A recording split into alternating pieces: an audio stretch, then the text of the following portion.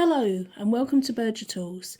In this video I'd like to show you just a few of our large range of locks and latches and explain some of the differences between them and show you how they work. So the first main difference is whether the latch is a clamping type or a non-clamping type, and I have some of each to show you.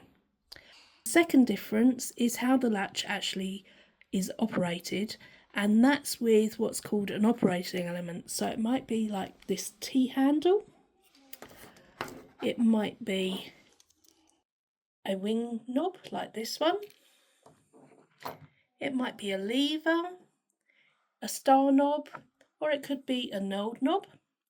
And the second type is with a socket, such as this square socket here.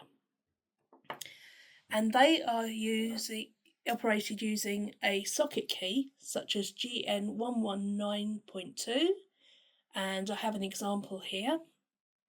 This is for a triangular socket, although this could be hexangular, it could be square, it could be a slot, or it could be a double bit. There's lots of different choices. Nearly all the locks and latches come in all the different options, so it's entirely up to you whether you want to have a socket type or whether you prefer one of the different operating elements. So I'd like to show you some of the non-clamping types first, and I will show you how they work. This is GN115, but there are lots of different types of GN115. So this one here has a black ring here. This one, which is very similar, has a chrome version. So it's all down to how you would like the finished look. If you can see here, there is a slot which allows the latch arm to turn by 90 degrees. And that moves the arm from an upright position to a sideways position and pulls it behind a latch plate, which would be the other side of a door or a cupboard or a locker or maybe a hatch. You can see here that there's beveling on the latch arm, which allows the action to be very smooth and allows it to move into place easily. This here is also a GN115, and this type has the socket key. This is a hygienic version, and it is made from a high-grade stainless steel that does not allow dirt to adhere, and it also has smooth shapes to prevent the dirt sticking again. And here there are seals which stops any dirt from getting into the mechanism.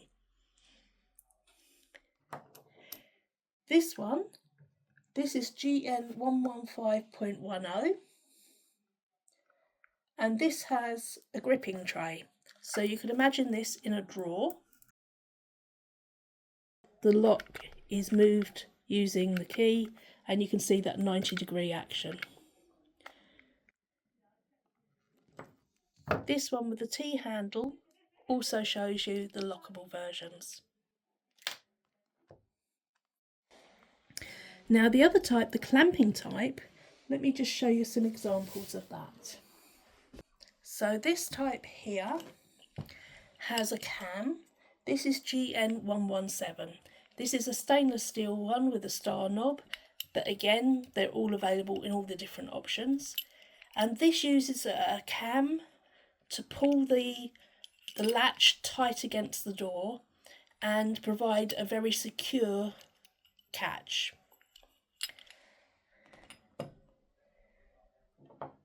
This is GN116.1 with a square spindle, and you can see here that there is a spring mechanism.